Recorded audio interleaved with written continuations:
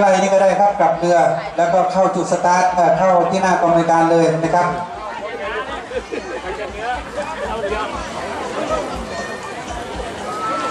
อย่าให้ลำอื่นรอนานครับอย่าให้เขารอนานครับเรือที่มาก่อนเขาพร้อมนานแล้วนะครับ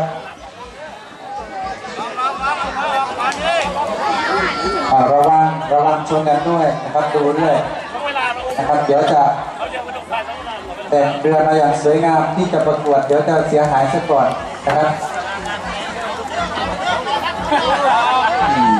เรือเด็กที่น่าชื่นชมจริงๆครับสำหรับเรือที่เป็น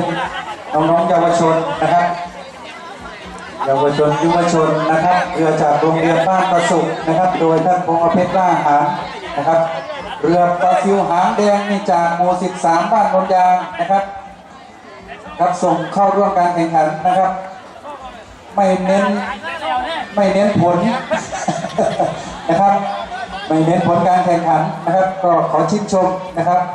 ขอชื่นชมท่านเป็นอย่างยิ่งนะครับเพราะว่านะครับท่าน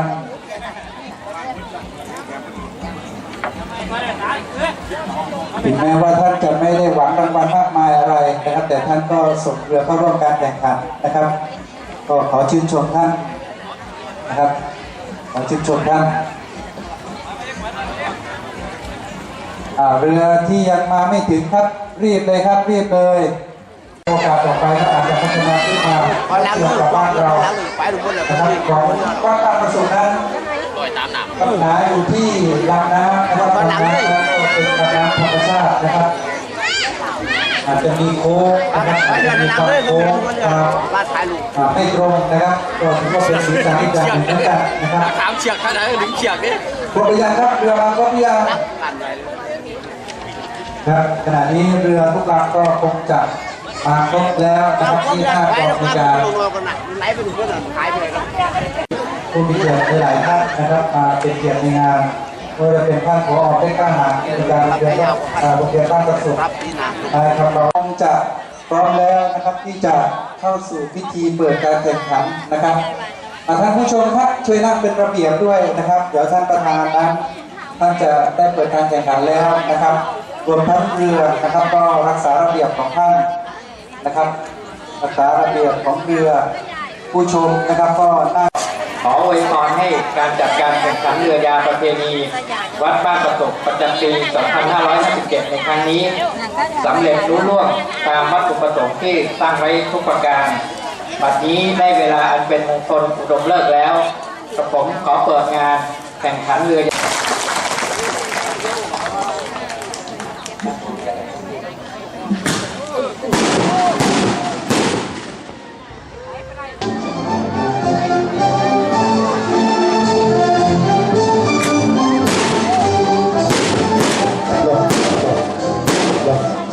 ผู้ชมเรืออย่าเพิ่งไปครับเรืออย่าเพิ่งไปยังไม่ให้สัญญาณเลยนะครับ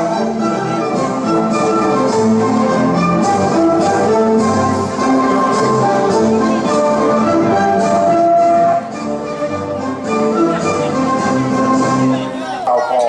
อนุรักษ์กันไว้วันนี้ความตั้งใจจริงก็คือบส.ทัศนียาว่าจะเข้ามาแต่เนื่องจากวางไปหลายวัดไปหลายแห่งแล้วก็ผมก็อยากมาดาก็เลยคัดเปลี่ยนกันเนาะครับบอกไม่มีอะไรครับพี่น้องครับก็ขอให้งานในวันนี้รุ่งเรืองไปได้ดีแล้วก็ให้พวกเรามีความรักความสามัคคีมันไม่นานเกินรอหรอกครับพี่น้องครับเดี๋ยวเวลาทัศนียาก็กลับมาใหม่วันนี้ก็ยังอยู่ตรงนี้นะครับขอบคุณครับพี่น้องครับขอบคุณครับครับขอบคุณครับเดี๋ยวแม่ไปสื่อให้หลังคนเรือครับเดินพาเหรดครับโชว์ได้เลยครับคณะกรรมการพร้อมที่จะให้คะแนนนะครับนอกจาก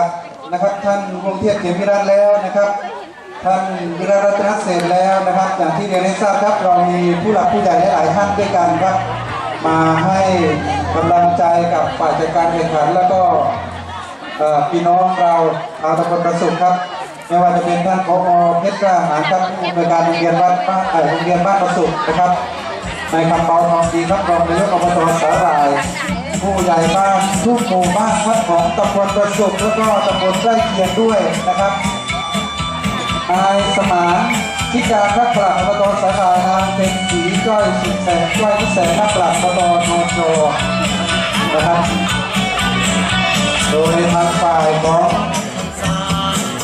อบตประตูนั้นท่านก็โดยท่านนายกแย้มโยมกรท่านรองจรูนสกุลพัฒนาพิทักษ์ท่านรองจำลองรักเกียรติโยนาท่านประธานสภาพิพิธภัณฑ์วงศิริวัฒนาท่านรองประธานเกษรสลาวกลางท่านวงดีตลอดท่านนายกท่านพิรัตน์ท่านผู้ในวยการและสมาชิกองค์การบริหารส่วนตำบลประตูและทางผู้นำหมู่บ้านของตำบลประตูตอนนี้เรือกำลังเดินทางเลยนะครับนี่ก็นาวาสุขใจก้าวสุขใจของท่านนายกแย้มอุดมพรติดตามไปด้วยเทพวารินนะครับเทพวารินนี้ก็เป็นเรือของท่านผู้ใหญ่สมัยยโนไทยนะครับ